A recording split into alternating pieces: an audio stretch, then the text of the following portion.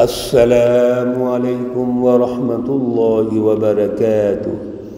اعوذ باللہ من الشیطان الرجیم، بسم اللہ الرحمن الرحیم۔ ولا تطیعوا امر المسرفین الذین يفسدون في الأرض ولا يصلحون۔ صدق الله العلي العظيم۔ اللهم صل على سيدنا ومولانا محمد النبي الأمي وعلى آله وأصحابه وبارك وسلم وصل عليه۔ معزز سامعین و سامعات، سورۃ الشعراء پارہ نمبر 19 آیات مقدسہ نمبر 151 تا 159 ہیں۔ اللہ رب العزت ان کا شعور اور فہم عطا فرمائیں اور عمل کی توفیق اور صلاحیت عطا فرمائیں۔ حضرت صالح علیہ السلام کے بارے میں اور قوم سمود کے بارے میں اللہ رب العزت رہنمائی ارشاد فرما رہے ہیں۔ یہ قوم سمود عرب تھی، حجر نامی شہر میں رہتے تھے جو وادی القریٰ اور ملک شام کے درمیان ہے۔ قوم عاد کے بعد یہ قوم سمود آتی ہے، اور وہی رویے وہی مائنڈ سیٹ ہے جو قوم عاد کا ہے۔ قوم سمود نے بھی حضرت صالح علیہ السلام کو جھٹلایا، انکار کر دیا، فلسفہ توحید کا انکار کیا، اور جو ظالمانہ نظام قائم کیا ہوا ہے اس سے باز نہیں آئے۔ حضرت صالح علیہ السلام آیت مقدسہ نمبر 151 میں بڑی اہم بات ارشاد فرماتے ہیں، توجہ کی ضرورت ہے۔ وَلَا تُطِيعُوا أَمْرَ الْمُسْرِفِينَ، آپ اطاعت نہ کرو، حکم نہ مانو ان لوگوں کا جو مسرف ہیں، بے باک ہیں، جو ظالم ہیں، سرکش ہیں، ان کا حکم نہ مانو۔ یعنی حضرت صالح علیہ السلام اپنے مقابلے کے نظام کو چیلنج کر رہے ہیں کہ یہ حکمران اشرافیہ، حکمران مافیا جس نے سسٹم قائم کر کے ظلم قائم کیا ہوا ہے، عوام سے کہہ رہے ہیں ان سے آزادی حاصل کرو۔ جیسا کہ ہم نے حضرت موسیٰ علیہ السلام نے پیچھے سنا اور پڑھا تھا، ان ارسل معنا بنی اسرائیل، اور عوام سے کہا کہ آزادی حاصل کرو۔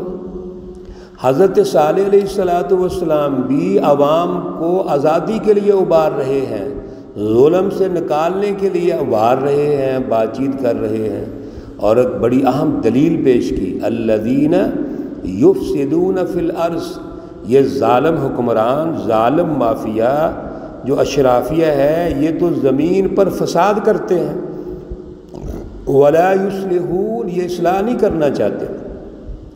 فساد فی الارض یہ مستقل اصطلاح ہے قرآن پاک کی، اور وہ کیا ہے کہ ظلم کا نظام قائم کر کے عوام کو غلام اور محکوم بنا کر ان پہ ٹیکسز لگا کے ان کو غریب بنانا، محکوم بنانا، اپنا غلام بنانا، اور پھر ان پر ظالمانہ نظام مسلط کرنا، اور پھر جو جی چاہے میں آئے کریں۔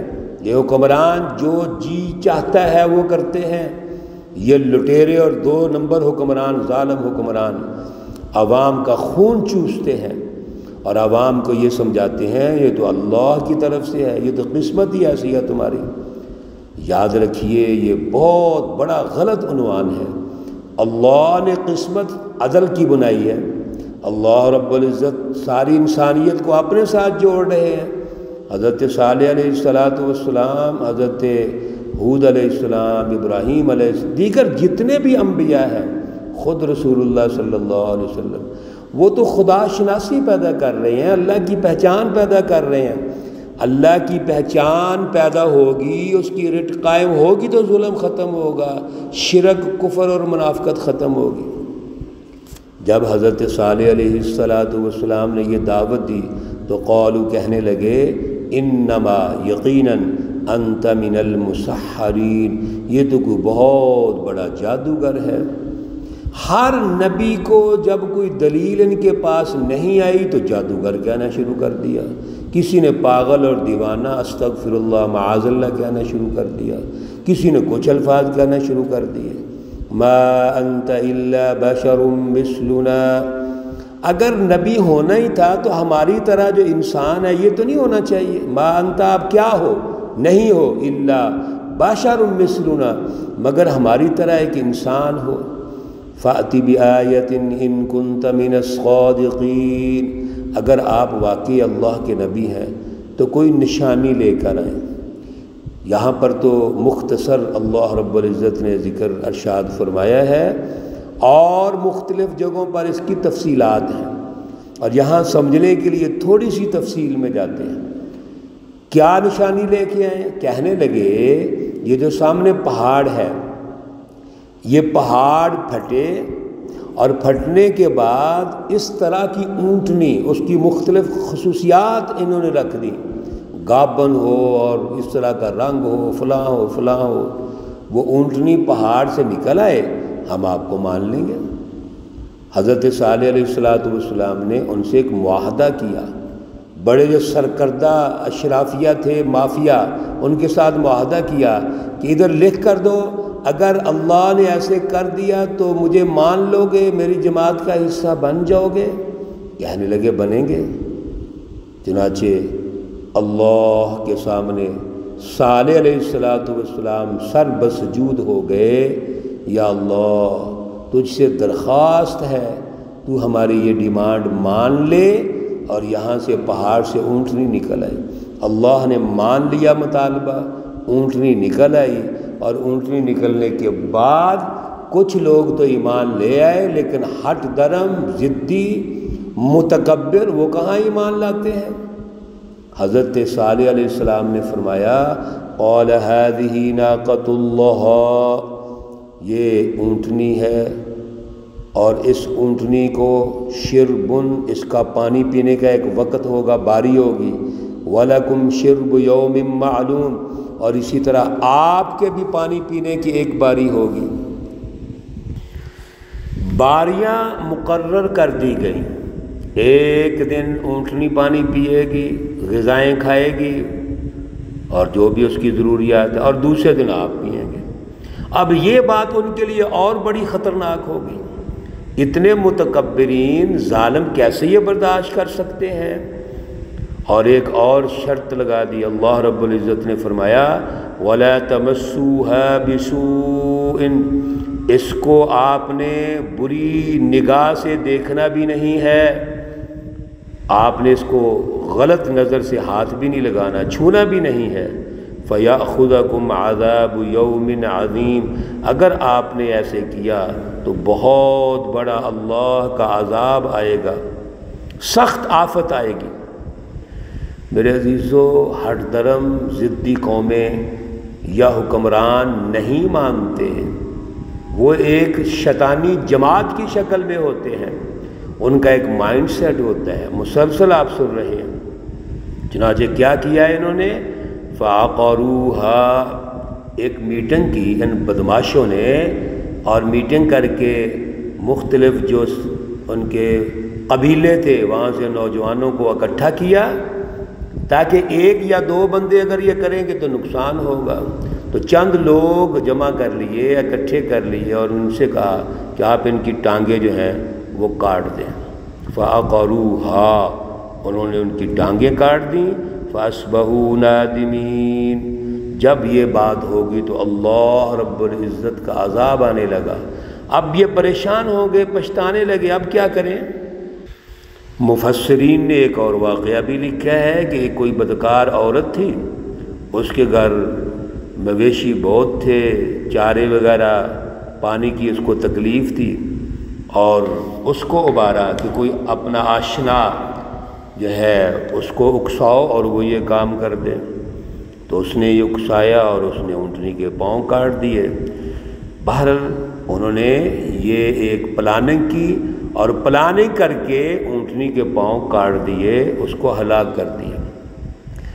یہ گویا اللہ کے عذاب کو دعوت دے دی۔ اب اس سے بڑی کیا بات ہو سکتی ہے؟ معاہدہ توڑا، اللہ رب العزت نے اپنے فضل اور کرم سے اونٹنی پیدا کی، وہ اللہ کی نشانی تھی، اور اس کو انہوں نے ہلاک کر دیا۔ فَأَخَذَهُمُ الْعَذَابُ، ان کو عذاب نے آ پکڑا۔ اور اس دوسری جگہ پر سورۃ ہود میں اللہ رب العزت ارشاد فرماتے ہیں کہ 3 دن کی مہلت دی گئی، 3 دن ہیں تمہارے پاس، ان 3 دنوں میں جو کھانا پینا ہے کھا پی لو، جو کہیں لے جانا ہے لے جاؤ، 3 دن کے بعد اللہ کا عذاب آ جائے گا۔ اور یہ اللہ کا عذاب غیر مکذوب، یہ جھوٹا نہیں ہے، یہ آ کے رہے گا۔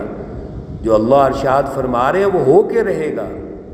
جب عذاب آیا فَلَمَّا جَاءَ أَمْرُنَا نَجَّيْنَا صَالِحًا وَالَّذِينَ آمَنُوا مَعَهُ بِرَحْمَةٍ مِنَّا، اللہ کا عذاب آیا، حضرت صالح علیہ السلام آپ کے ساتھ سچی جماعت حزب اللہ نے اس کو نجات دے دی، اللہ کی رحمت سے وہ نجات حاصل کر گئے، اور باقی سب کو اللہ نے تباہ کر دیا۔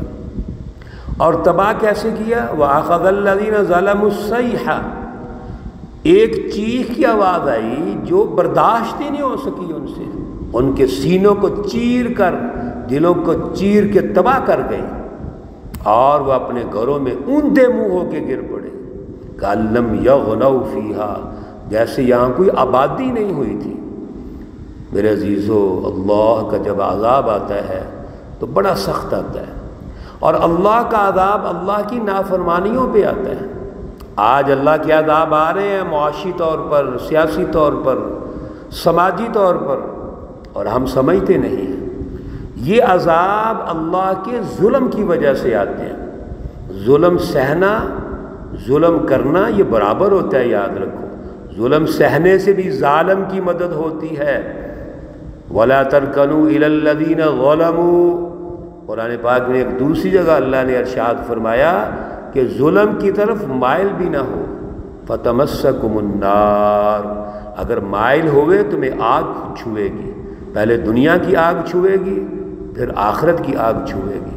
اللہ ہمارے اوپر رحم فرمائے، ہمیں اپنی اعلیٰ جو توحید کا نظریہ اور فلسفی ہے وہ سمجھنے کی اور اس کی رٹ قائم کرنے کی توفیق عطا فرمائے۔ آج بھی اس کی رٹ قائم کرنے کی ضرورت ہے، اور ان ظالمانہ سسٹموں کو ختم کرنے کی ضرورت ہے۔ اللہ رب العزت تمام مرحومین و مرحومات کو جنت الفردوس میں اعلیٰ مقام عطا فرمائے۔ اللہ رب العزت تمام بیماروں کو شفائے کاملہ عاجلہ مستمرہ عطا فرمائیں۔ ربنا تقبل منا انك انت السميع العليم وتب علينا انك انت التواب الرحيم، وصلى الله تعالى على النبي الأمي محمد وعلى آله وأصحابه أجمعين برحمتك يا أرحم الراحمين۔ السلام عليكم ورحمة الله وبركاته۔